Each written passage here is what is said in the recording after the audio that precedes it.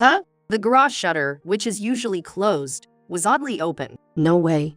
My hand trembled, making the umbrella I was holding quiver. I could feel my heart pounding. As I got close to the car, I realized it clearly. There wasn't just a woman in the car, but a man too. And they were, astonishingly, in the midst of an affair. Oh my. I almost screamed from the shop, but bit my lower lip to endure it. I can't let them know I'm here. I need to get evidence. The man who came out of the car was undoubtedly my husband, Mike. Come on, the car's too cramped. Let's do it outside next time, right?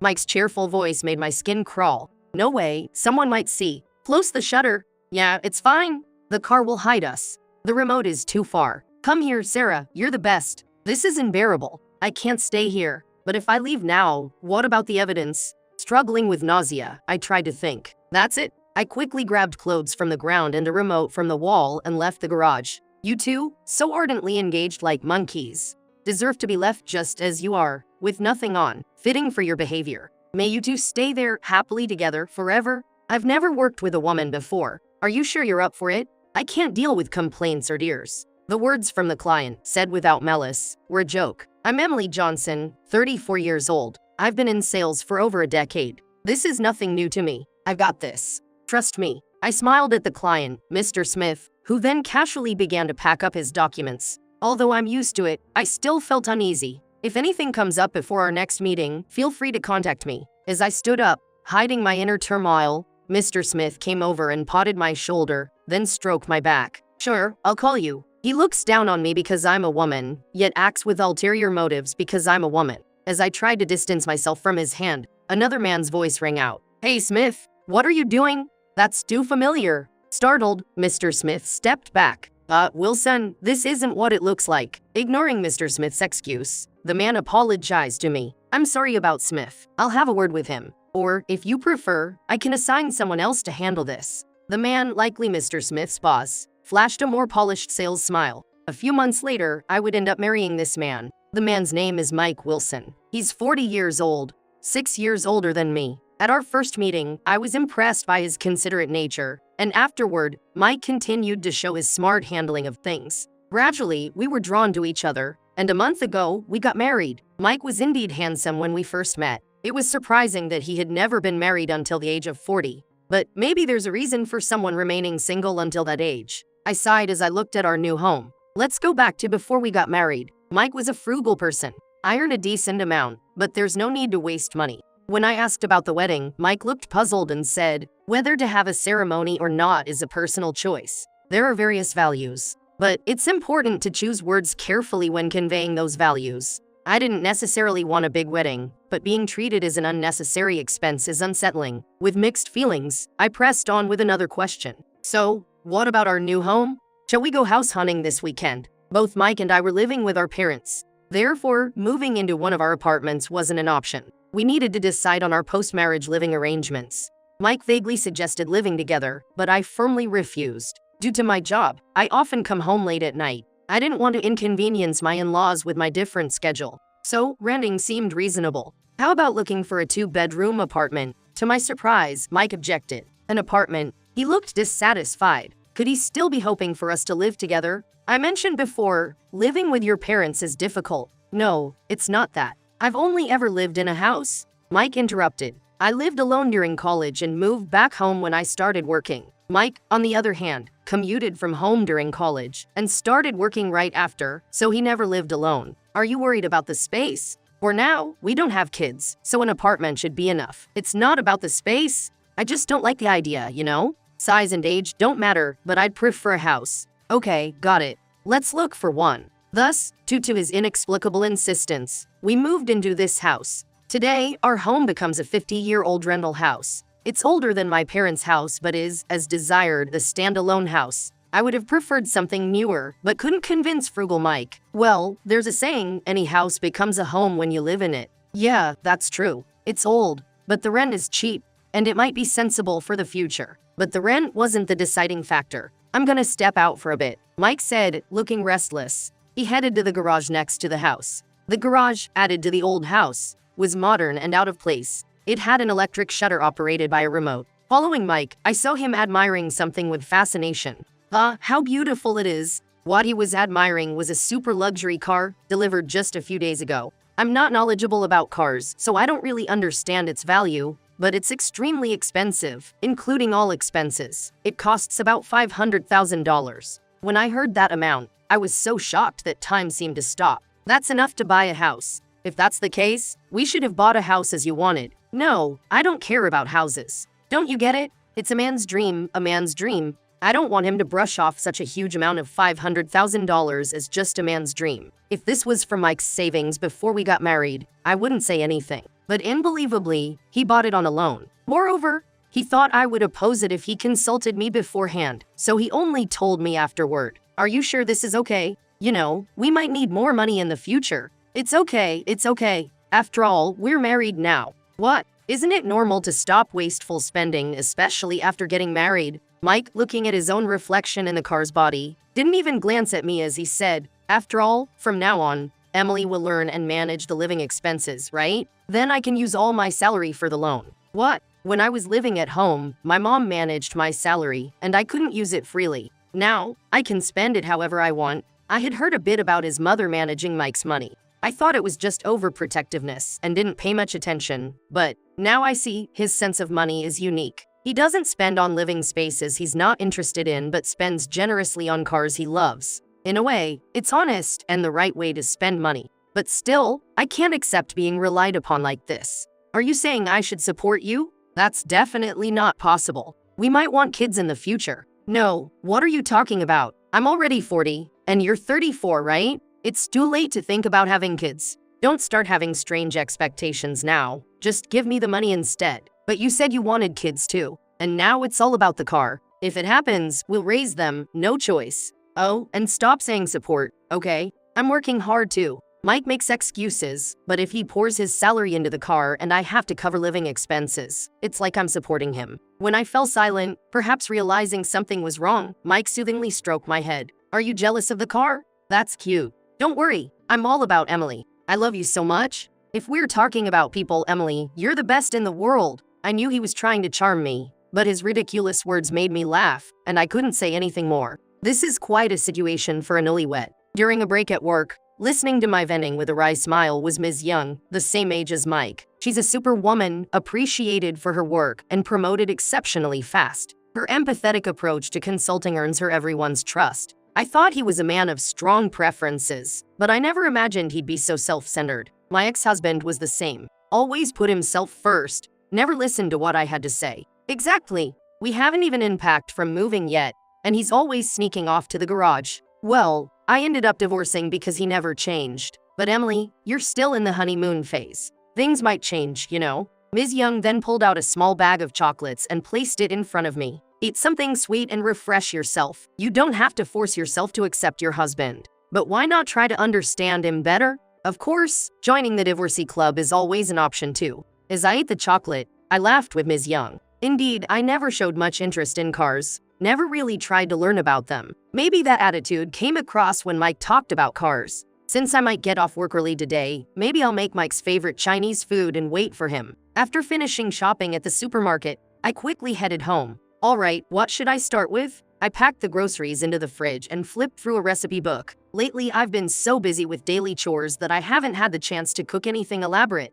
As I was pondering what to cook, I faintly heard a woman's voice from somewhere. I strained my ears towards the open window, and although the voice was intermittent, I could definitely hear something. The houses around here are spaced out, not close together. It's not someone from the neighborhood. The intermittently audible voice made me uneasy, so I grabbed an umbrella and my phone, which were near the entrance, just in case, and quietly headed towards the source of the voice. The voice seemed to be coming from the garage. Huh? The garage shutter, which is usually closed, was oddly open. Mike doesn't use that super luxury car for commuting. He's afraid of getting it scratched, and apparently, it's also hard to drive. Therefore, the shutter is always closed. Mike should be opening it every day after returning home with the remote control. He even had me install a security camera in the garage for safety. It's strange that such a heavily secured garage is open. What if it's a female thief? If she's after the car, I need to protect it. It's Mike's precious car, after all. I gripped the umbrella tightly in my hand. It seems the female thief is already in the car. Is she struggling to start the engine? The car was shaking enough for me to notice from a distance. I prepared my phone to call 911 at any moment and slowly approached the car, crouching low. I hid right beside the window. That's when I finally realized I was making a huge mistake. No way. My hand trembled, making the umbrella quiver. I could feel my heart pounding. As I got close, I clearly understood. There wasn't just a woman in the car, but a man too. And they were, astonishingly, in the midst of an affair. Who could it be? It's obvious. No one would use someone else's car in their garage for such acts. Mike was having an affair. Oh my. I almost screamed from the shop, but bit my lower lip to endure it. I can't let them know I'm here. I need to get evidence. I have my phone. I could record a video, but how? My voice is muffled, and it's hard to film inside the car without being noticed. My emotions are a mess, and tears are overflowing without understanding why. I know I need to do something, but I can't move. Suddenly, the car's shaking and the voices stopped. Phew! It's hot. Along with the voice, the rear seat door on the opposite side of where I am opened. And sure enough, it was Mike who came out. I couldn't see him, but I recognized his voice. A woman also seemed to come out a bit later. Wait, I'm not even dressed yet. And Mike, you're only wearing a shirt and no pants. Crazy. The woman giggled. I don't recognize her voice. Well, there's no need to wear them yet. Look, the car's cramped. So how about outside next time, right? Mike's cheerful voice made my skin crawl. No way, someone might see us. Close the shutter. Yeah, it's fine. The car will hide us. The remote is too far. Come here, Sarah, you're the best. I've heard these lines before, and it pained my heart. He said them to anyone. I foolishly believed. Soon the woman, Sarah, didn't seem to mind either, and they started making disturbing noises again. Don't they have any shame, potentially being seen by someone outside? I just put these on. It's okay. Whether he undressed her or she did it herself. Clothes flew overhead and landed right in front of me, hiding in the shadow of the car. I can't take it anymore. I can't stay here. But if I leave now, what about the evidence? In a semi-panic, I noticed something in the upper corner of the garage. That's right. With that, I should be able to get evidence without being here. With a plan in mind, my mind calmed, and I became cool-headed. They were too absorbed in their actions to notice me. I easily made it to the garage exit. That's it. I quickly grabbed the clothes on the ground and the remote on the wall and left the garage. Then everything happened fast. I packed only the essential belongings into the trunk. I'm not coming back to this house. 10 minutes later, I was at my office. To save the evidence. It's possible with a phone, but a computer feels more secure. There's a computer at home, but staying there risked running into them. I have my personal computer at the office. I'll just take that and maybe go to some cafe. I hurried to my desk, grabbed my laptop, and was about to head to the door when someone grabbed my shoulder. Hey, Emily, are you okay? I turned around to see Ms. Young standing there, her eyebrows furrowed and a puzzled look on her face. I meant to say good evening, but I couldn't speak properly. Your face is pale. Are you okay? What happened? Ms. Young just stared at me silently. Looking into her eyes, I started crying again. As the tears flowed, I felt my strength draining. Ms. Young. Mike, he's cheating on me. I clung to Ms. Young like a child. Cheating? What? Ms. Young's sharp eyes widened, and she jerked her chin forward in anger. Then she covered my head with her jacket. Ms. Young, there are still a few people around. Use this to cover yourself. Okay. Feeling like a suspect on the news, we hurried out of the office. Let's go to my place for now. But I feel bad. She must be tired after work. The thought of suddenly imposing on my boss's home made me hesitate, but that feeling vanished instantly. Just a while ago, I had witnessed such a shocking scene. To me, Ms. Young was a pillar of strength. Thank you. Ms. Young's apartment was just a few minutes' walk from the office. True to her capable nature, her place had a calm and neat atmosphere. So, what do you need the laptop for? Is the cheating confirmed, not just a suspicion? Ms. Young asked as she handed me a steaming cup of coffee. Well, actually, I hesitated a bit, then told her everything. Unbelievable. How could he? Ms. Young trembled with anger after hearing it all. So, what are you going to do now? I can't deal with him anymore, not just as a husband, but even as a person. I'm thinking of moving towards a divorce. It's pretty severe. You should get as much alimony as you can. Do you think you can get evidence? I can refer a lawyer if you need one. Thank you. About that, I need this for. I placed my personal laptop I had brought from the office on the table. After a few minutes of operating it, I turned the screen towards Ms. Young. Your husband and the other woman? Yes. This is a recording. I never thought that the surveillance camera for the luxury car would come in handy here. It's remotely operable, and the data is stored on the cloud, meaning everything from that time is recorded, from them entering the car to their monkey-like antics. It's all here. This is enough evidence for adultery. I'm relieved. By the way, can you view this in real time? What are those monkeys doing now? Surely they must be gone by now. Actually, I took out the remote control from my bag and showed it to her. What's that? It's for the electric shutter. I closed it when I left. In a rush of blood to the head, I had closed the shutter after getting ready to leave the house. And as an afterthought, I threw the clothes I picked up in front of the shutter. It was a rash action done impulsively. But one thing is for sure, right now, those two are locked in the garage in a disgraceful state. You go, girl. That's hilarious. Ms. Young burst out laughing, slapping her thigh. I don't think they've noticed me yet, so they must be panicking by now. Checking the camera, it seemed they noticed just before the shutter completely closed. But they couldn't escape in time. The camera showed the two arguing miserably. Seeing this, Ms. Young laughed even louder. Her laughter made me smile too. That's when it happened. My phone started ringing. The caller was Mike. I didn't want to answer, but I reflexively pressed the button. There's no avoiding it now. I reluctantly answered the call. Hello? Oh, Emily, you still at work? He was trying to sound calm, but I could hear a slight tremble in Mike's voice. Yeah, I'm with Ms. Young. What's up? Oh, yeah, the garage shutter seems to have malfunctioned. I'm locked in, and I can't find the remote. It wasn't a malfunction. I had impulsively closed it. The remote is right here with me. Well, that's unfortunate. Maybe you should contact a service company. They should be able to open it quickly. No, that's okay. Yeah, it would be a waste of money, you know. Yeah, I'll think of something else. Mike quickly denied it. Of course, he would. If the service company comes, they can easily open the shutter, but the two of them inside are probably not in a presentable state. So, coming back home right now is. Sorry, I can't. Hey, your husband is in trouble here. Just dismissing it like that. Are you even a wife? I don't want to be lectured by someone who's trapped with his mistress. There's no helping it. Oh? Why don't I make the call? No, that's not what I'm. Damn it. Mike sounded frustrated. He must be struggling to explain the situation without giving himself away. What's wrong? You're acting strange. I'm going to hang up now.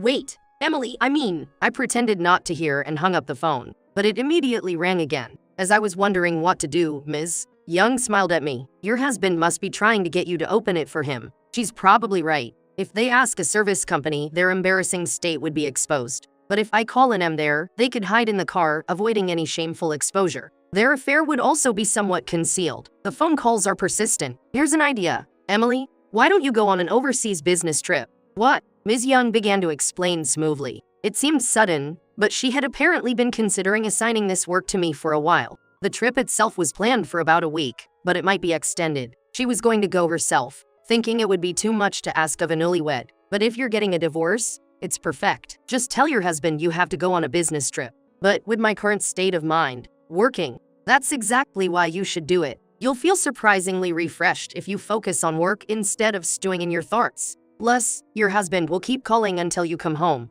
You don't want to see him right now, do you? Indeed, just the thought of being in the same space as Mike is repulsive to me now. And I'm getting fed up with the constant ringing of my phone. Really? I feel like I'm mixing personal issues with work. Don't worry about it. It's the other way around. I'm just taking advantage of your personal situation. Despite my hesitation, Ms. Young insisted, and I ended up going on an overseas business trip. I sent Mike a message through our messaging app.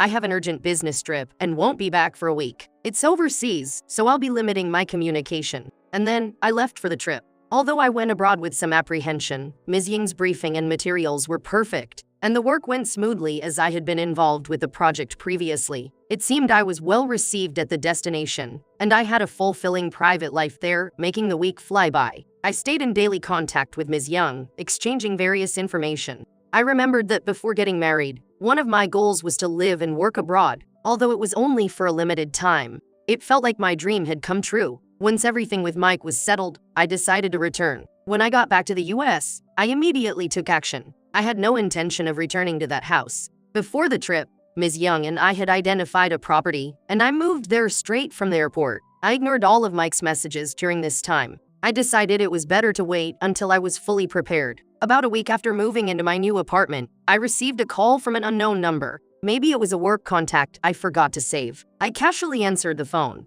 Hello? Emily? Finally, you answered. The relieved voice on the other end was still barely my husband, Mike. Mike, why? Why aren't you answering? Going silent for so long, are you cheating? Was the business trip a lie? What is he talking about? That's his story. How much I suffered because of those two. I was about to retort, but I managed to hold back. Anyway, come back home. There's something important to talk about. Silent, I listened as Mike abruptly hung up. The time for the final showdown had come. I took a deep breath and visited that detestable house for the first time in weeks. You finally came back. As I stood at the entrance, the door opened, and there was Mike, arms crossed, standing upright. I didn't come back to stay, I came to talk. You said there was something important. I have something I want to say to. Come in then. Mike gestured with his chin for me to come in, then strode ahead into the house. Following behind, I walked into the living room, and immediately, a person caught my eye. Oh, no mistake about it. There on the sofa sat Sarah. She waved her hand at me when our eyes met. Glaring at Mike, I turned my gaze away from him as he spoke. She's a colleague from work. She's been helping out a lot while you were gone. Just a colleague, coming over to the house. Enough. You don't have the right to question me. Mike sighed heavily and slammed a paper onto the table. I stared at it intently. Do you know what this is? It's a divorce paper. A selfish wife who doesn't care about her family doesn't suit me. Mike yelled, trying to look decisive. I chuckled slightly and reached into my bag. Coincidentally, we were thinking the same thing. What? Mimicking Mike from earlier, I slapped my own already filled out divorce papers onto the table. Why? Why? Because I wanted a divorce. You too, right? That's true, but he must have thought I would cry and cling to him. But instead, he looked shocked. Shall we proceed? About the alimony. Mike looked up, startled. Yeah, that's important. We need to discuss that thoroughly. I don't know the going rates, so I asked a lawyer. He said about $40,000 would be fair. What? That much? Is that okay? Mike's face lit up. Sarah also looked delighted. $40,000 each to Sarah and you. So that's $80,000 in total. We did it, Sarah. You're so generous. I watched them hold hands and jump around. Then I said quietly, puzzled, why are you so happy? Are you glad to be paying alimony?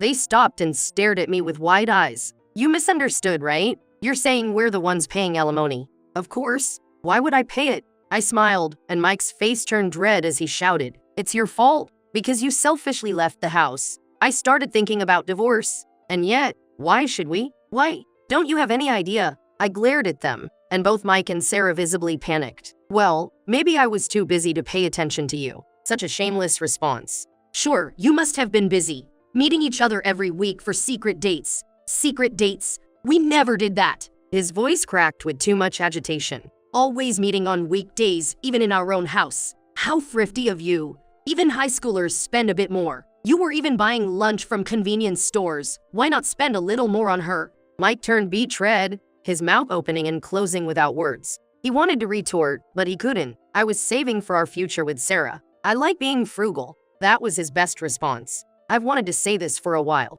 but being frugal and being cheap are different. Your frugality isn't saving.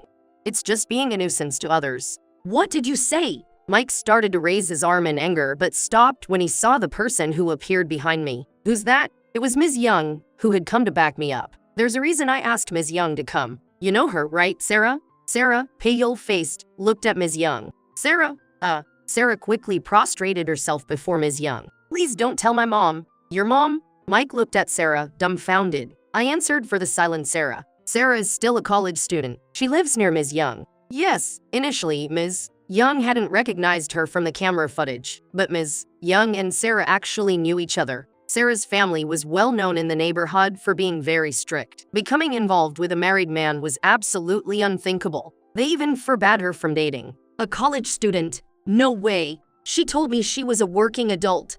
What? Didn't you just say she was your colleague? What's going on? Mike looked around nervously, not answering. I'm sorry. Even if I don't say anything, a lawyer will contact you. You can't afford to pay alimony yet, right? So someone else will have to. Sarah remained bowed, trembling. Stop it, please. I was grounded for just dating a classmate. If they find out I was with a married man, I might never be allowed out again. Why did she choose Mike, knowing the risk? Watching them, I felt disgusted. Then Mike weakly knelt beside Sarah. Wait, Sarah's unemployed. Stop saying it like that. I'm a college student. That's unemployed. Damn it. How could you do this to me? I need a working wife. The loans. What? What are you saying, you deadbeat? Don't rely on someone else's income.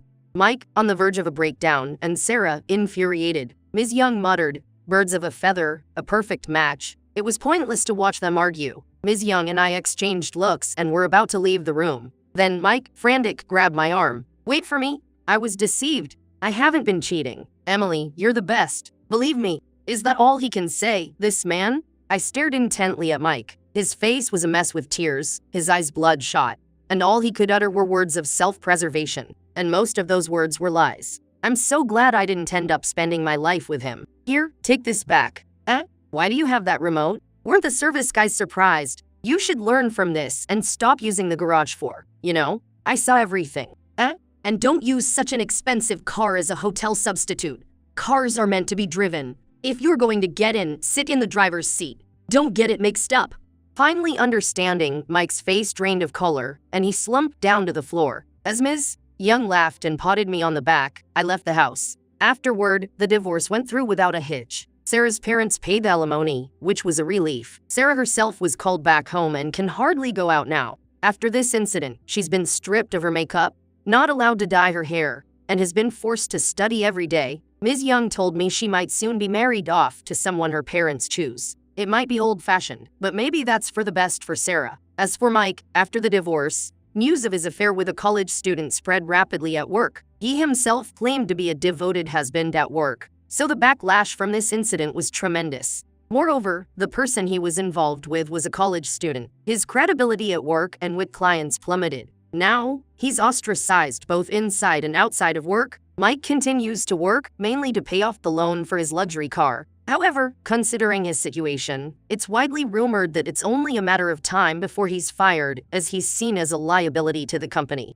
I hear about their endings, but honestly, I'm not much interested. I have my own life to focus on. A year after the divorce, I quit my job. Now, I'm working abroad, fulfilling my dream, in a dreamlike place, for a dreamlike person. Hey, Emily, why are you grinning? Oh, nothing. Just thinking about how to surpass Ms. Young. How can I do that? Recently, Ms. Young started her own business and asked me to join her abroad. I hadn't expected it to be overseas, but I immediately said yes. My dream has come true, but now I have a new one. To become like Ms. Young, to surpass her one day, and to repay all the kindness she's shown me. Ms. Young has given me so much, both in my personal and professional life. I don't know when I'll achieve this dream, but I'm determined to make it happen. Good luck with that in your lifetime. Ms. Young says with a knowing smile, and I vow to myself to make it true.